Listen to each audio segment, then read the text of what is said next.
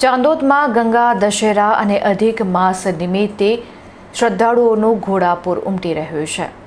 દક્ષિણ પ્રયાગ તરીકે ઓળખાતા પ્રસિદ્ધ તીર્થક્ષેત્ર ચાંદોદ ખાતે અધિક પુરુષોત્તમ માસ અને પરંપરાગત ગંગા દશહરા મહોત્સવનો ભક્તિસભર માહોલમાં પ્રારંભ થયો છે। આ પવિત્ર અવસરે નર્મદા સ્નાન, પૂજન અર્ચન અને સાંધ્યકાળની ભવ્ય મહાઆરતીનો અદભુત લાભ લેવા માટે મોટી સંખ્યામાં શ્રદ્ધાળુઓ મલ્હારરાવ ઘાટે ઉમટી પડ્યા છે। ચાલુ વર્ષે અધિક જેઠ સુદ એકમથી શરૂ થયેલો આ ગંગા દશહરા મહોત્સવ આગામી જેઠ સુદ દસમ સુધી ચાલશે। આ દિવસો દરમિયાન પવિત્ર નર્મદા નદીમાં સ્નાન અને પૂજન કરવાથી અધિક માસ અને ગંગા દશહરાનું બેવડું પુણ્ય મળતું હોવાથી ભાવિક ભક્તો ભારે ધન્યતા અનુભવી રહ્યા છે।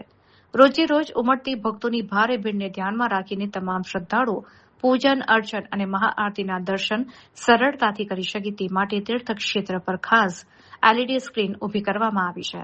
ઐતિહાસિક મલ્હારરાવ ઘાટ ખાતે વિદ્વાન ભૂદેવો દ્વારા મંત્રોચ્ચાર સાથે પવિત્ર ધાર્મિક વિધિઓ અને આરતી કરવામાં આવી રહી છે। અધિક માસ અને ગંગા દશહરાના પાવન પર્વે ચાણોદના તમામ ઘાટ હરિહરના નાદ અને ભક્તિમય વાતાવરણથી ગુંજી ઉઠ્યા છે અને આગામી દિવસોમાં હજી પણ મોટી સંખ્યામાં પ્રવાસીઓ આવે તેવી સંભાવના છે।